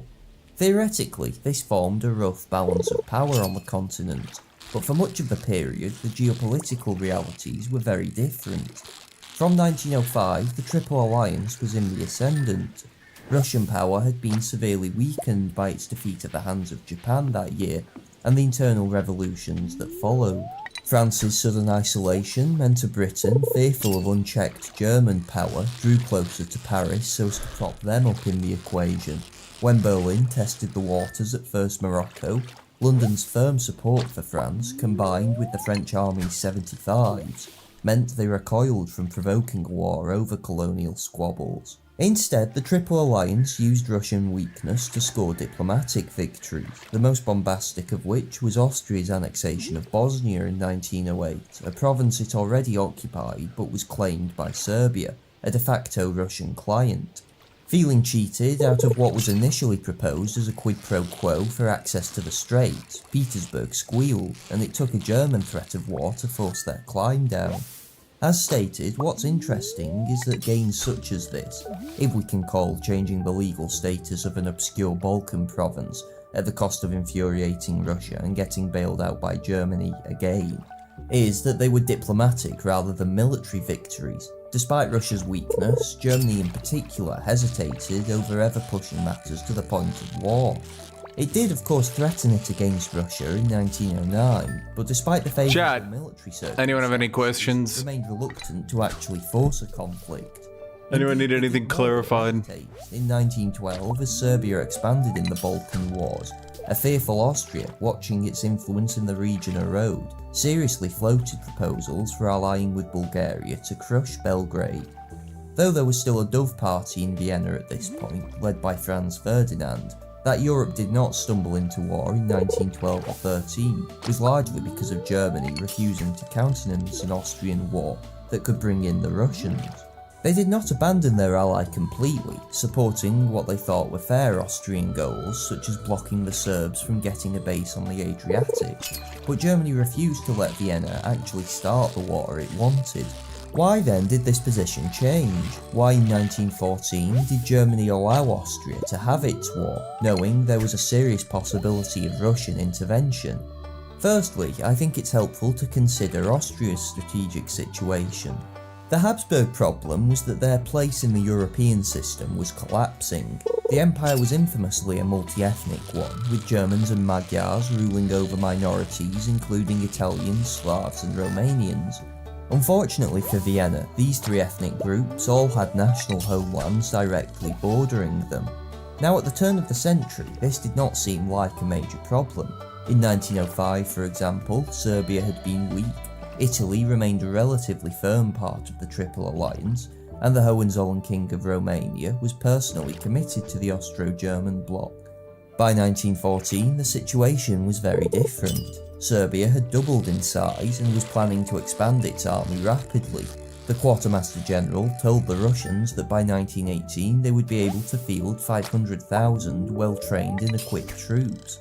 Italy was still technically a part of the Triple Alliance, but the Habsburgs, determined as ever to step on as many rakes as possible, had repeatedly snubbed them over the previous decade. Man. In 1913, Rome had I think the made its pike was selling for by very better firmly condemning any potential war from the against woods. Serbia. Italy's relations with France were not exactly spectacular either, but the country was clearly moving towards the Entente's camp. Even Romania was now tied to Austria only by the aged King Carol. The Crown Prince was married to an Anglo-Russian princess and much friendlier to the Entente. Hungarian attempts to Magyarize their Romanian minority Not had getting also anything. deeply alienated public opinion in Bucharest. When King Carol died, the country would inevitably swing into the Russian sphere. It's when one begins to look at this burgeoning catastrophe on the map that you can understand Habsburg pessimism. They very, very nearly lost as it was in 1914, against a Serbia still recovering from the Balkan Wars, a neutral Italy and Romania, and a Russia that had not yet completed the Great Programme. I want to deal with Russia later, but let's just look at what Austria would have been facing elsewhere. Serbia's expansion meant the Austrians might have actually needed the army group Potiorek briefly siphoned off in 1914 against them. The possibility of a hostile Romania also serves as a double blow, even if they did not formally join the Entente. Literally just the possibility of them doing so is a devastating change. In 1914, Austria deployed absolutely squat to the border, and relied on Carol's word. Russia, by contrast, deployed 6, admittedly rather weak from what I can find, divisions. After Carol's death, this situation would have reversed. Fish are way easier though. Basically a new army, while St. Petersburg could have withdrawn theirs. In 1914, Conrad estimated that if the Romanians joined with Serbia, Montenegro and Russia, the Central Powers would face 128 divisions against their 62. Finally, as the Entente grew in strength, there's every chance Italy would have hitched itself more firmly to this wagon. The high-handedness of Austria and Germany's relations with Rome was a particularly bizarre feature of the pre-war world. Although the Germans despised the Italian army, it was supposed to play a crucial role in the Schlieffen Plan, sending 3 corps to the German left wing, and attacking across their own border. Indeed, had they actually joined in 1914 and pinned the French army of the Alps as expected, the Germans would have won. Instead, because apparently pretending to like Italians was too much trouble even for the sake of European domination, Rome sat back when war came and Joffre was able to move his Alpine divisions to the Marne. Now, Austria-Hungary was absolutely not a basket case in 1914. Its economy was strong and the monarchy was very stable, but there was simply no approach the Pretending to like Italians was too much even for world domination. The military was always underfunded anyway because of bickering between the Austrian and Hungarian governments, and there was no sign of it changing soon. In reality, the only solution was that at which Franz Ferdinand seemed to be fumbling his way towards, namely the Habsburgs. Man, I can just infinite fish, eh? And cut a deal with the Russians over the Balkans that would have heavily favoured Petersburg. This was, of course, anathema to the likes of Berchtold and Conrad. So what I hope I'm showing here is a picture of why Vienna felt so desperate in 1914. When someone is backed into a corner, they are very likely to fight. Franz Ferdinand's assassination gave Austria a casus belli and allowed them to gain the German approval they always knew they needed for a war to destroy Serbia. In truth, there was nothing particularly unique about resorting to military action to subdue a strategic threat. The British had done so against the Boers, the Italians against the Turks, the French to an extent in Morocco, and the Russians had attempted it with Japan. The difference with Serbia was, of course, that it would likely trigger the Great European War. And so, for all its bluster, the Germans always stopped short of agreeing to such a campaign. Why then, having rejected Austrian plans in 1912 and 13, did the Germans approve in 1914? Again, I think the strategic context can provide some insight. As stated, from 1905, great power interactions revolved around the basic fact of Russian weakness. This does not imply the Germans thought Russia was helpless, but what it does mean is that the Triple Alliance had more freedom of action in international affairs. 1911 saw this change dramatically. The major reforms Russia had implemented after the Japanese War, from land tenure and labour rights to railroad administration, all started to bear fruit. Combined with further loans from France and a period of excellent harvests, Russia had an extremely healthy balance of a new trade record with chub. growing state revenues. This in turn financed what became known as the Great Programme, a major expansion of both the army, navy and rail network. In 1914, the Russians still took 26 days to fully mobilise their armies, compared to 16 for Austria and just 12 for Germany. But from 1917, Russian mobilisation times would have been fast enough to allow for an invasion of East Prussia and potentially Silesia within the first weeks of the war. This strategic reality completely cancelled out the Schlieffen Plan. As everybody knows, the scheme called for Berlin to send 7/8 of its army west, turn the French flank and crush them against the German border within 6 weeks. It relied entirely on making use of Germany's fast and Russia's slow mobilisation times. The Great Programme thus completely overturned German strategic assumptions. This really cannot be emphasised enough. All of Germany's hopes are basically undone by Russia's rearmament. You can see how much it unsettled them with the 1913 Army Bill, which raised their peacetime standing army from 136,000 to 890,000 men. To be clear, Germany was an immensely powerful country. It could both afford this increase and increase it yet further if needed. But this did not change the inescapable reality that the assumptions the Schlieffen Plan rested upon... Almost a million-man standing army. And so again, I think one can see how, at least for the militarist faction in Berlin, the war seemed to be closing in around them. Oh, but Germany can just stay on the defensive in the west and divert its main armies east. Well, the Germans thought this was such a bad idea they suspended planning on it in 1912. Going east throws away Germany's two best hopes of winning this war, namely its mobilisation speed and tactical superiority. If the Germans were to reroute east, the Russians would happily bog them down in Poland and draw Berlin into the long war almost no one on either side of the fence thought it could win. That is, even if the Western Front holds in this scenario, which the Germans were also not confident about. Now in reality, we know that everybody underestimated how effective entrenched defensive firepower would be before World War I. We also know that Germany could sustain operations in a long war. But what I'm trying to show is that the Germans themselves did not think this way in 1914. It seemed all the advantages of a long war were with the Entente. This basically then is the thesis of this video. Germany and Austria saw their strategic position in Europe collapsing, and could not find any realistic way of assuaging their decline. Moltke, the chief of the German General Staff, thought 1914 was the last year they could contemplate a war against Russia. That summer seemed to offer the best set of circumstances Germany would have for a while. The widening of the Kiel Canal had just been completed, allowing them to use the High Seas Fleet, for example, and the Army Bill had come into effect. To be clear, this is not an argument that the war was premeditated, nor does it mean the decision makers in Berlin thought the July crisis had to lead to war. What I am arguing, though, is that the strategic situation shows why figures in Germany Midnight carb. always served as a stabilising force in the European. It's 11:20, not midnight. What the fuck? Were suddenly willing to risk a conflict in 1914. We can, of course, debate whether the situation really was so dire for Germany and Austria. Russian historians like Dominic Lieven have argued its booming economy would not have lasted.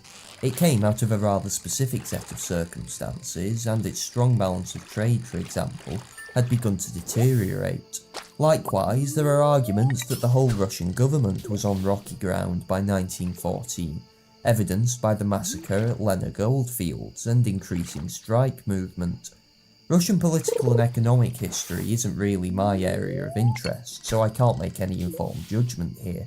Internationally though, the Anglo-Russian agreement was also shaky as the two clashed over the fate of Persia, and certainly some scholars like Christopher Clark have suggested it wouldn't have been renewed in 1915.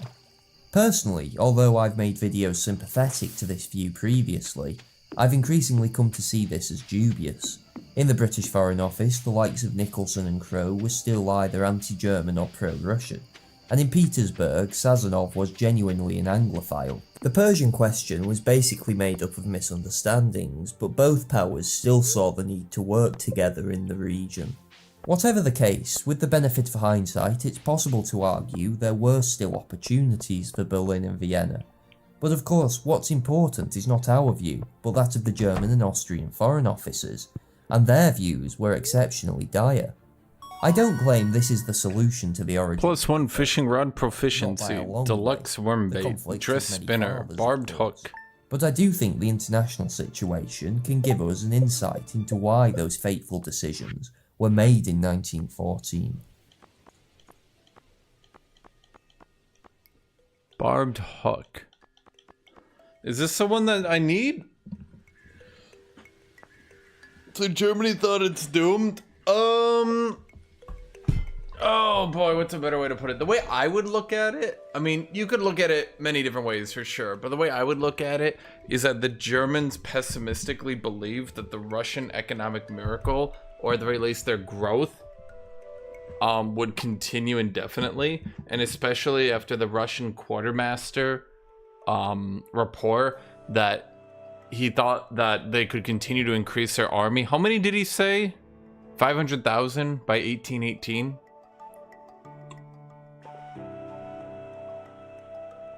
And that they could afford 500,000 standing army. So Germany went to nearly 900,000 standing. The Russians would have been at 500,000. The French probably wouldn't have been able to match the Germans, but they likely could have gotten up there. So then their idea, like in the German mind, the idea was that the Russians would have been able to get 500,000 onto their border within 1 week. And because their plan, as they said, was to send 7/8 of their army west and only 1/8 east, that would have been 100,000 against 500,000. So they would have had to crush the French in like a week, or the German eastern flank, they would have lost Prussia in, well, a week. And then they would be right on Berlin. So the German idea was they needed to knock the Russians out ASAP, or else in their mind, by next year, the Russians would completely obliterate the Schlieffen Plan. And the Schlieffen Plan is, again, I mean, this is what they used, where they would go through Belgium. Think of it like a U. They would go around the French army, go through Belgium, hit it from the side, and then smash it into their own border, wiping out the French army. That was the Schlieffen Plan. And then, so, yeah. He's basically all, I mean, in his own words, his thesis is that German military thinking was, the Russians are progressing way quicker than we thought they were going to. We need to fight right now. Anyway, I'm gonna go get water.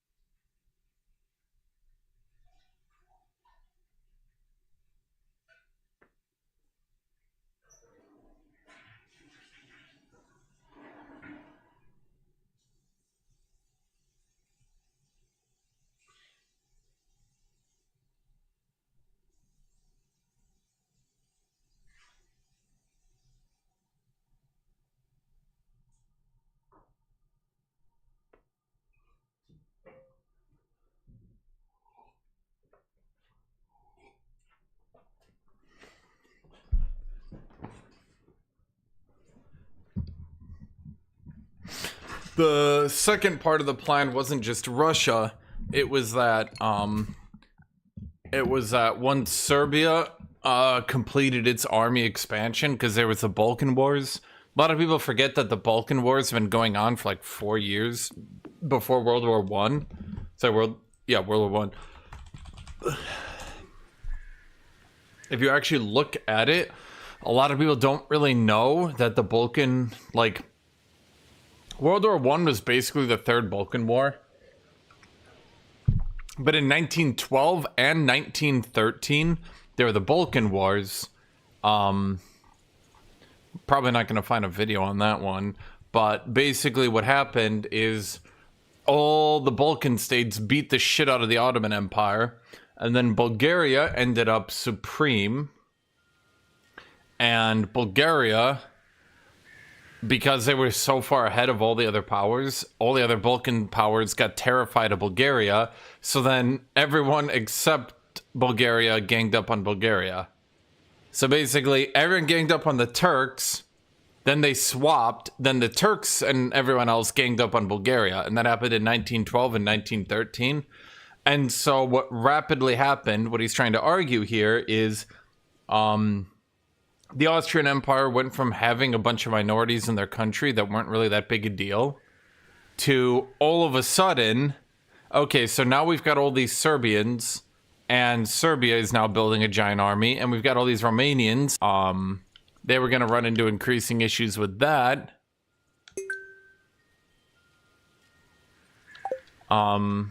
Because they wouldn't even be able to focus.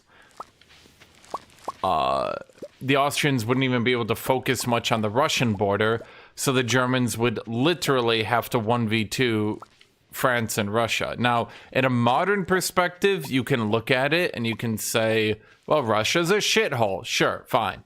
But back then, the Japanese had just beat the shit out of the Russians like 10 years earlier. And so it was assumed not that, oh my god, the Japanese beat the shit out of the Russians, they must be really weak. No, instead it was assumed, oh my god, the Japanese beat the shit out of the Russians. Now the Russians are going to rapidly modernize their army. So the Germans kind of knew how far ahead of the Russians they were, but the Russians didn't. But definitely once the Japanese kicked their ass, it kind of became really obvious that their army was massively far behind. So the Germans were sitting there and they were like, all right, if things go to war, we got this. Then, of course, with the Serbians, Romanians, and Russians all building up their army, his argument is that the German high command must obviously have known this and panicked and declared the war.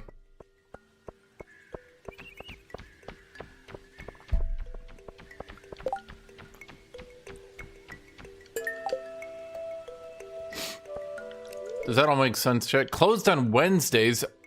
Dude, is he shitting with me? Oh, stupid bitch. God damn it.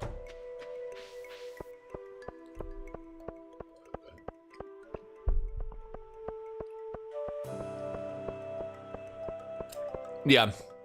Basically the same logic behind Barbarossa. The German High Command was really, really, really, really afraid of Russia. In fact, basically the whole world was afraid of Russia. If you actually look into it.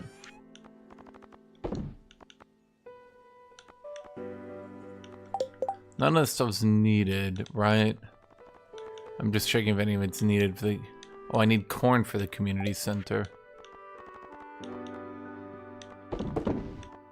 Well, let's sell it all now. I can just grab that later. Because, like, it's just going to continue to grow, right? So we're just going to sell it for now. And then we'll just buy it later.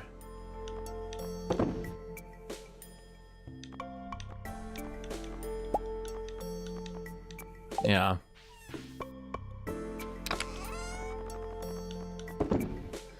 Okay. River jelly. That just does not sound like something I'd want. Okay, so can I put this on the wall?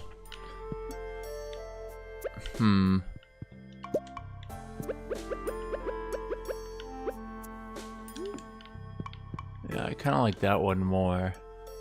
I also don't like that plant. There, paintings. Lots of paintings. Oh, actually, I could grab this shit painting off and put up the plant. Perfect. Spacious. Well, let's see. Oh, shoot. I shouldn't have done that. Put all my stuff in the bin, I mean. I have nothing to do then today. Oh shoot, I should have sold it manually and then bought cows. Damn.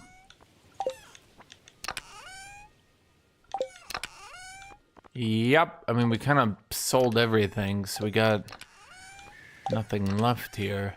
Yeah, well, I mean there's only, I guess we just go to sleep then. Okay. Very talkative, chat. Thank you, very talkative. Okay, well that's a good amount. So we need cows, right? Don't we need to do hay? How do we get hay for cows? Do I need to grow it or something? How do I do that? Do I need to buy it?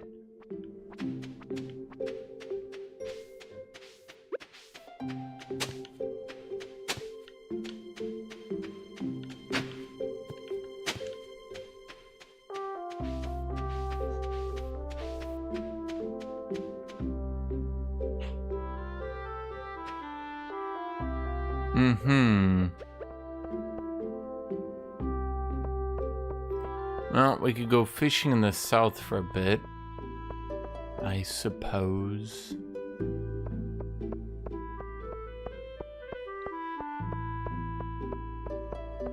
We should have made more corn. We could have made way more money. Oh well. Yeah, that would have been the plan. The corn-based strategies.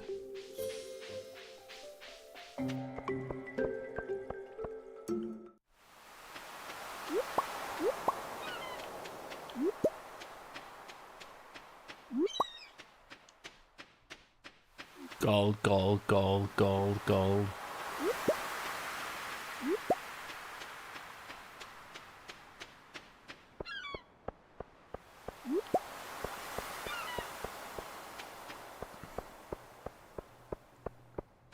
Okay, well, let's go fishing over here on the super secret dock with high-powered fishes.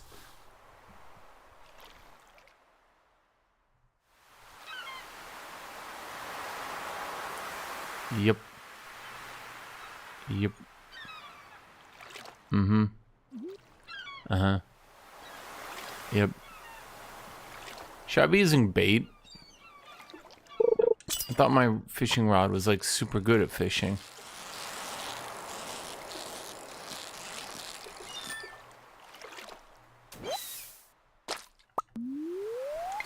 tilapia. That's no good, chat. No, what did we need again? We needed like sardines. Yeah, that's what we needed, sardines. So market down 3.7% again today. That's no good. Chat, you know what they say? Ah, we're all gonna die. Well, let's just try to get the 4 sardines we need for that quest then while we're here. Yeah, it seems like the best way to do it. Might take a while. I was trying to not spend another whole day fishing. Well, okay, fine. We can then listen to another video.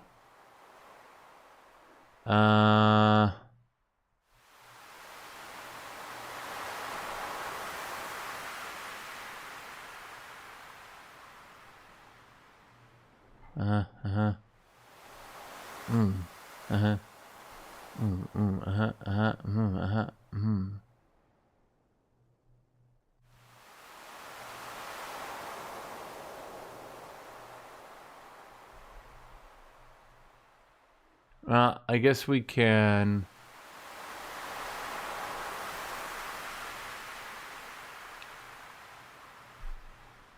Well, we'll listen to the end of the British Empire.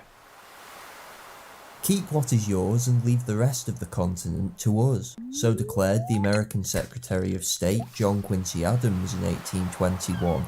The words were meant to reassure the British minister Stratford Canning, but they revealed a monstrous ambition of the American government, the fulfilment of which was to form the basis of relations between the United States and the British Empire for the next century. As the US expanded across North America territorially, and then the world commercially, Britain sporadically attempted to block, challenge, conciliate, and eventually concede to US power. At the time of Adams's quote, though, a British decline in the face of the American challenge was far from certain. The Treaty of Ghent, signed on Christmas Eve 7 years before, had ended the War of 1812, but Share the YouTuber. Canada, It's the great bastion of British power Old Britannia. The United States had Here's the once video in survived the particular. struggle with London and effectively broken Indian power in the process. Several border questions remained, and trade restrictions continued to cause friction. Is after the American Revolutionary War. Generally remained suspicious of one another. There were 3 broad categories disputes between the two states fell into in this time period. The first and most important was the issue of neutral rights in wartime. Sea cucumber. Well, I need that for my thing, right? 100%ing, I think. Britain considered itself at war with slavers. The second were issues related to conflicts of interest. For example, territorial fishing and commercial disputes. What's going to be in that? The third were issues of high politics, particularly attitudes towards Latin American countries and European involvement in American affairs. The first arguments in the aftermath of Ghent, though, inevitably pertained to commerce. Britain wished to take part in the lucrative interstate carrying trade, whilst the US wanted the British West Indies open to its merchants. It was a sign of how relations were to proceed that an attempt to settle these arguments with the Convention of 1818 Hi, Kitty. was nothing of value on the issue, thanks to intransigence on both sides. There was, however, more success in concluding a settlement over how much Britain would pay in compensation for slaves that had escaped in the war, as well as finalising the Canadian border along the 49th parallel from Lake of the Woods to the Rockies. The main Canada boundary remained unresolved, whilst Oregon, which was also under dispute by both, was to be left open to either nation's citizens and commerce for 10 years. The issue of greatest international importance, which faced the United States between 1814 and 1821, was the collapse of the Spanish Empire. Neither Britain or American interests aligned here, but both agreed that Spain should not reassert its control through the intervention of other European powers, something which would set a dangerous precedent for the future. There was thus theoretically the framework for a type of joint policy, though this was impaired by Washington's perhaps unsurprising tendency to equate British interests in the region with those of the other great powers. The main policy divergence was how to go about engaging with the new countries in rebellion against the Spanish. The British Foreign Secretary, Castlereagh, wished to avoid America recognising the independence of these new states prematurely. This could have potentially forced Britain to do the same, which would undermine the conservative and counter-revolutionary system established at the Congress of Vienna. He did, however, wish to use Spain's problems to at least lever open the formerly mercantilist empire to British trade. By contrast, the Americans were naturally far more willing to recognise, indeed rejoice at, the independence of Spain's colonies. But even for Washington, currently negotiating with Madrid over Florida and the western border, complications abounded. By 1818, Spanish obstinacy in the face of what the British considered were fairly reasonable suggestions meant Castlereagh increasingly leaned towards recognition of the insurgent states, and suggested a joint mediation with Washington. Bites me tooth and nail to not be picked up. Yeah, Kitty, you're a big dorky bratty Adams cat. finally understood British policy and reported to Monroe's cabinet, "It is our true policy to let this experiment have its full effect, without attempting to disturb it, which might unnecessarily give offence to the Allies. And after it shall have failed, as fail it must, we shall then be at perfect liberty to recognise any of the South American governments, without coming into collision with the Allies." But cooperation with Britain had for the moment to be abandoned over a conflict in Florida. In 1818, Jackson, the buccaneering victor of New Orleans, invaded the territory, raising concern in London, which preferred a state so close to the West Indies to remain in the possession of the imperilling Spanish. The fear was reinforced by Jackson's arbitrary and indefensible execution of 2 British subjects.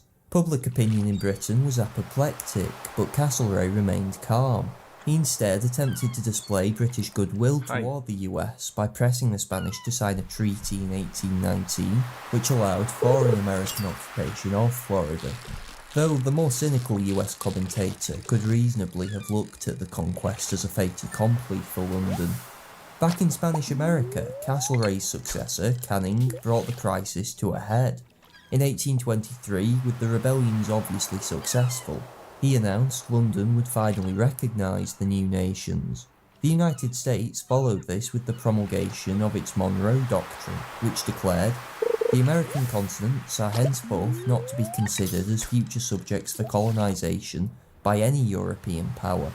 The most interesting aspect of this was that it was an assertion of an unenforceable ideal. American resources were unequal to the requirements of such a policy, and hence many in Europe thought it must have been drawn up in cooperation with Canning. This was false, but the disconcertion the impression caused in European courts suited him well enough, and indeed it was the Royal Navy that would stand as guarantor of the doctrine for decades to come. In 1824, Canning declared, "The effect of the ultra-liberalism of our Yankee cooperators on the ultra-despotism of our Aix-la-Chapelle allies gives me just the balance I wanted." The liberation of Spanish Yankee collaborators. Delivered in 313s. But it was Britain that was to reap the rewards, investing heavily in the region over the following century. When Adams, watching South American states swing into the British sphere, belatedly realised this, a second sea cucumber was bound to occur. The boiling point came over Cuba, one of the last remaining Spanish holdouts in the New World, and an island coveted by many in Washington. In 1826, the new Latin American republics met to work out some kind of invasion plan. The US should probably have remained quiet and watched the proposed assault either fail or fall apart. Who's Demetrius, Chan? Where's Demetrius? Who's Demetrius? Any possible annexation, and thus created the entirely correct impression she... Chat, who's Demetrius?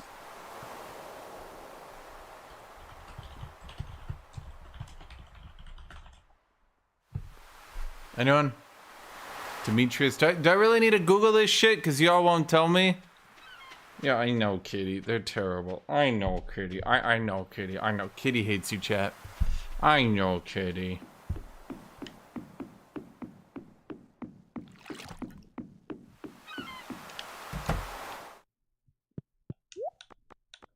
Okay, let's see. Well, how many of these do we need?